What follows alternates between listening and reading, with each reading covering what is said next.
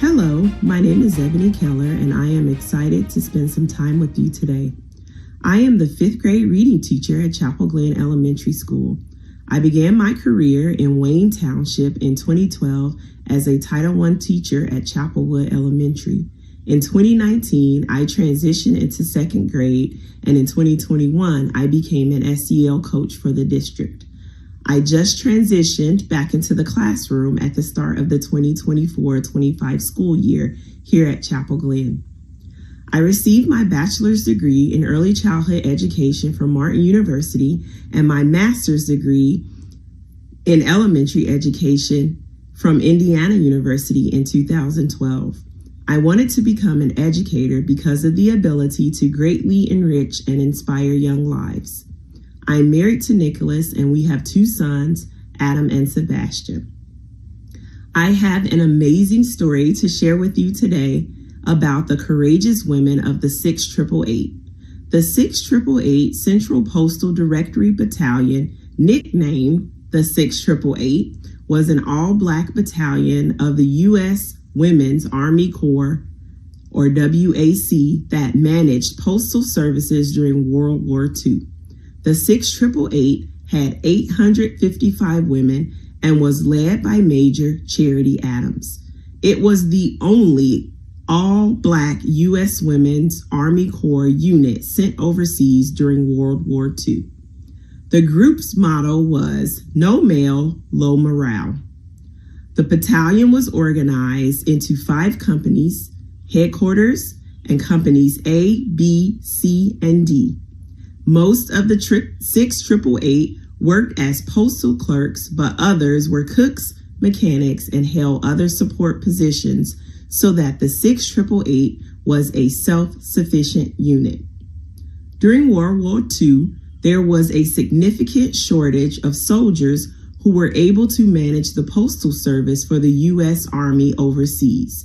In 1944, Mary McLeod Bethune worked to get the support of the First Lady Eleanor Roosevelt for a role for Black women in the war overseas. Black newspapers, too, challenged the U.S. Army to use Black women in meaningful Army jobs. The women who signed up went to basic training in Georgia. Women who were already in the WAC, like Alice Dixon, served at different locations, including the Pentagon, before they joined the 6888. The 6888 left the United States on February 3, 1945, sailing on the fast liner Ile-de-France and arriving in Glasgow on February 12. The Ile-de-France encountered several German U-boats on the trip, forcing the ship to take evasive maneuvers, but reached Glasgow safely. On February 15th, the unit was inspected and marched in review before Lieutenant General John C.H. Lee, commanding general, whose responsibilities included the mail. Army officials considered that undelivered mail was hurting morale. Many letters and packages had only the first name of the intended recipient, a commonly used name, or a nickname. There was an estimated backlog of 17 million items. The 6888 devised their own system to handle the backlog of mail. This included creating and maintaining a card index, which ultimately contained 7 million cards of people with the same name or similar names, using military serial numbers to distinguish between them. The 6888 worked 7 days a week in 3 shifts, processing and delivering mail to troops fighting in Europe. Each shift handled an estimated 65,000 pieces of mail. In total, the unit handled mail for over 4 million military and civilian personnel and cleared backlogs in the UK and France. Early in the operation, a general attempted to send an officer to, quote, tell them how to do it right, but Major Adams responded, "Sir, over my dead body, sir."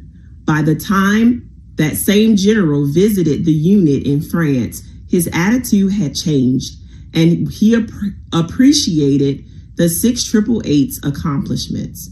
The battalion finished what was supposed to be a 6-month task in just 3 months in May 1945.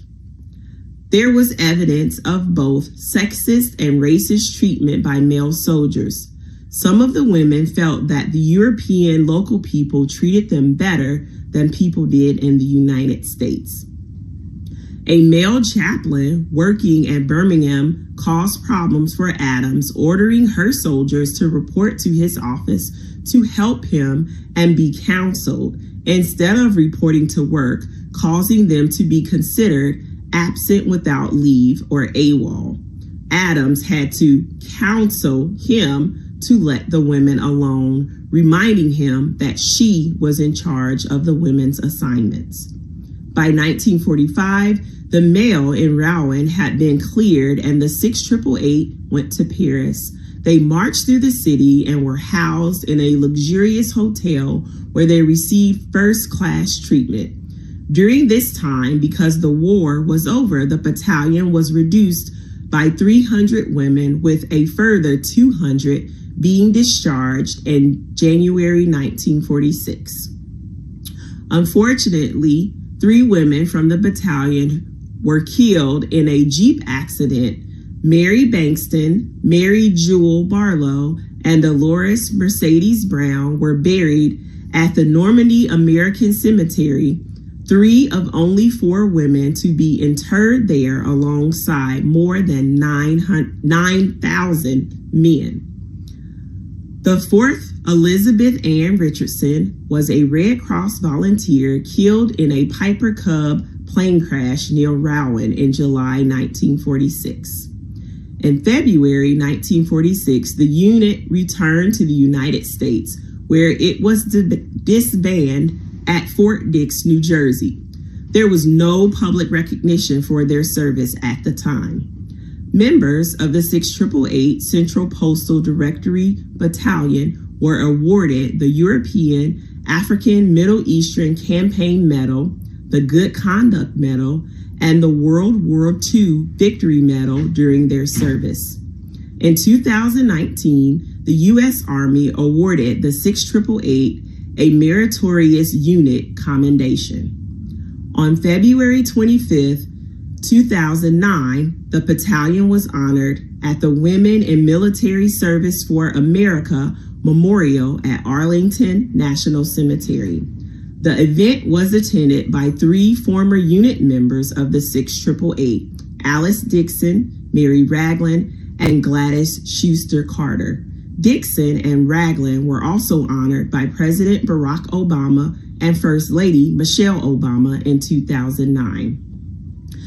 On March 15, 2016, the 6888 Central Postal Directory Battalion was inducted into the U.S. Army Women's Foundation Hall of Fame.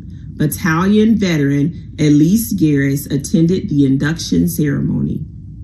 On November 30th, 2018, Fort Leavenworth dedicated a monument to the women of the 6888.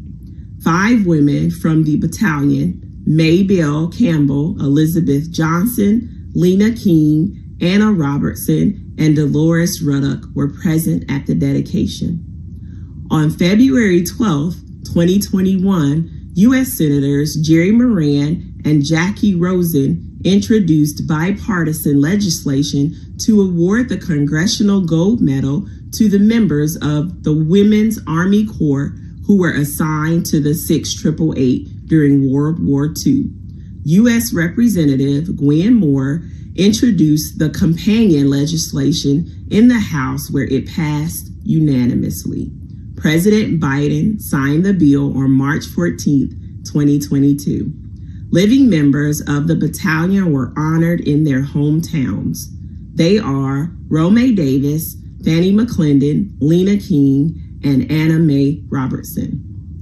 In 2023, Fort Lee, Virginia was renamed Fort Gregg Adams to honor Lieutenant Colonel Charity Adams and Lieutenant General Arthur Gregg. You can see the inspiring story of these amazing women in the 6888 currently on Netflix. Thank you for allowing me to share with you the tenacity, perseverance, and courage of the outstanding women of the 6888.